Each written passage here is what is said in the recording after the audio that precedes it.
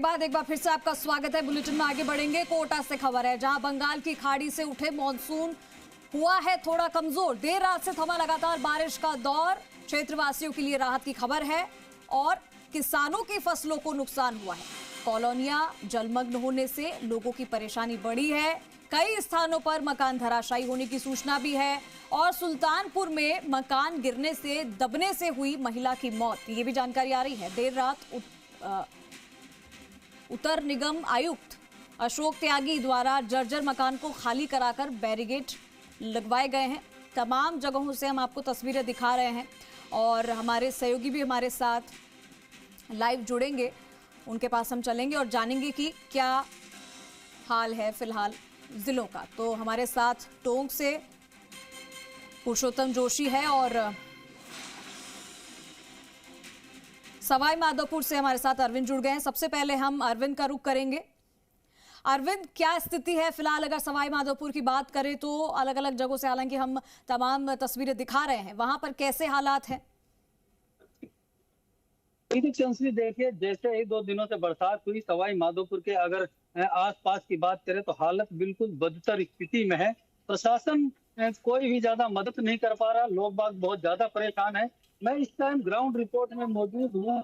इससे देखिए पहले कि ट्रैक्टर में छोटे बच्चों को लेकर किस तरह इनको रास्ता पार कराया जाता। ये लालसोट कोटा मेगा हाईवे है, जिसमें करीब 2 से 3 किलोमीटर का ऐसा एरिया है जो पानी से लबालब है और यहाँ पर करीब 1 से 2 फीट के आसपास पानी है। लोग घुटनों के ऊपर पानी है जिसमें निकलने का प्रयास कर रहे हैं। और बाकी लालसोट के और कोटा के बीच की बात करें तो आवागमन पूरी तरह से बंद है। इसके साथ ही जो यहाँ के लोग बाग है उनको भी बहुत सारी दिक्कत हो रही है। मेरे साथ यहाँ के स्थानीय निवासी है रामराज, इनसे जानने की कोशिश करते हैं कि इनको क्या क्या दिक्कतें हो रही। रामराज, ये मकान आपका है? हाँ सर, ये इसमें रहते हैं हम, पूरा परिवार खरीदे। हाँ, जो बच्चा है, फैमिली है, इधर है, अंकल है, बीमार है, इधर कर रखा है तो एक मकान में। हाँ। बकरी है, जो बकरी दूसरी जगह पे बांध रही, उसी जगह पे जानवरों को दूसरी जगह बांध दिया। आपको सोने खाने पीने की क्या? खाने पीने का सर, जो हमारा ना जाने छोटा है, वो क्या है, बलिता जो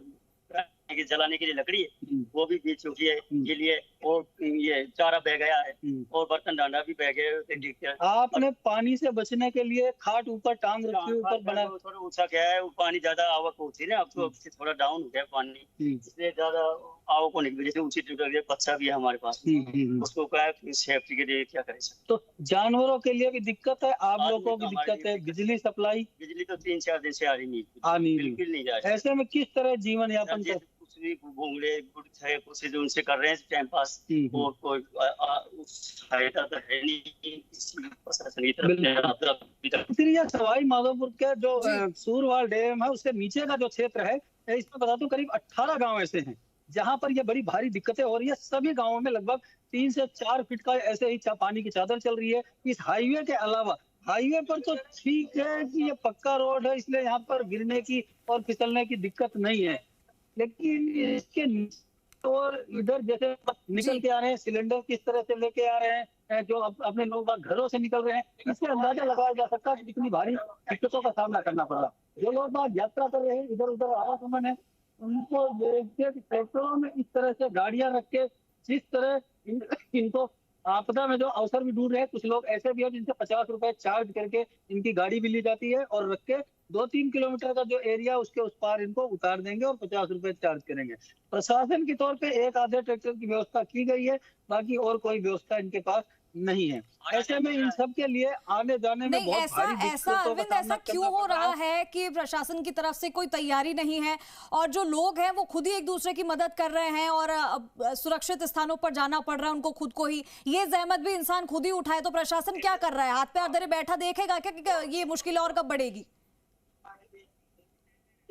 बिल्कुल चंद्री, देखिए अगर कल की बात करें तो जो आपदा मंत्री हैं किरोड़ी लाल मीणा, वो यहाँ से विधायक भी हैं सवाई माधोपुर से और मंत्री भी हैं। साथ ही उनके साथ जो गृह राज्य मंत्री है जवाहर सिंह बेडम, वो भी यहाँ पर आए थे और हेलीकॉप्टर से चैनपुर हवाई पट्टी पे उतरने के बाद गाड़ियों के सारे यहाँ तक पहुंचे। यहाँ पहुंचने के बाद जवाहर बेडम ने ट्रैक्टर भी चलाया और करीब 1 किलोमीटर 2 किलोमीटर के एरिया में घूमा फिरी की है।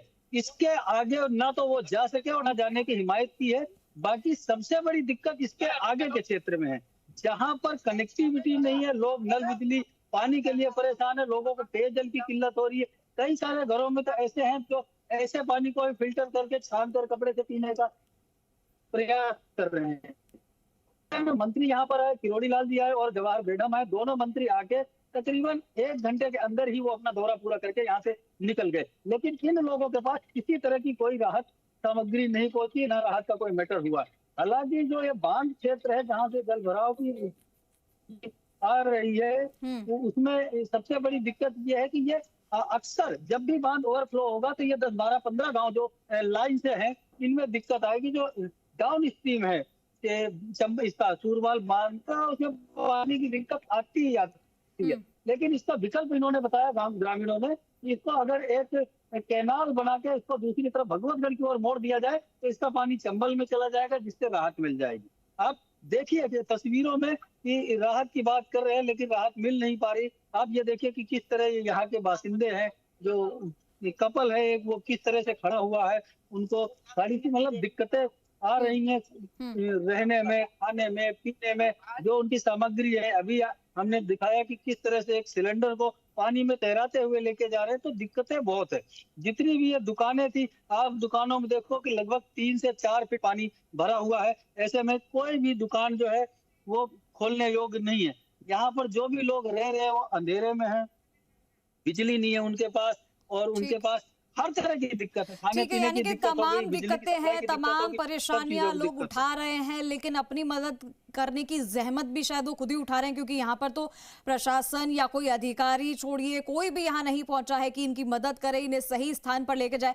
मैं आपके पास आऊंगी अरविंद, पुरुषोत्तम के पास चलते हैं, टोंक में हमारे साथ जुड़े हुए हैं। पुरुषोत्तम, आपने भी कई लोगों से बातचीत की, एक ऐसा परिवार और कई सारे परिवार है वहां पर जिनके पास में कोई राहत बचाव कार्य की टीम नहीं आ रही है। एसडीआरएफ एनडीआरएफ की टीम क्या कर रही है? कल जो तस्वीरें दिखाई थी वो क्या कल तक के लिए थी? यहाँ पर इनके पास अभी तक कोई क्यों नहीं पहुंचा है? देखिए, लगातार हम यही जानने की ग्राउंड जीरो पर कोशिश कर रहे हैं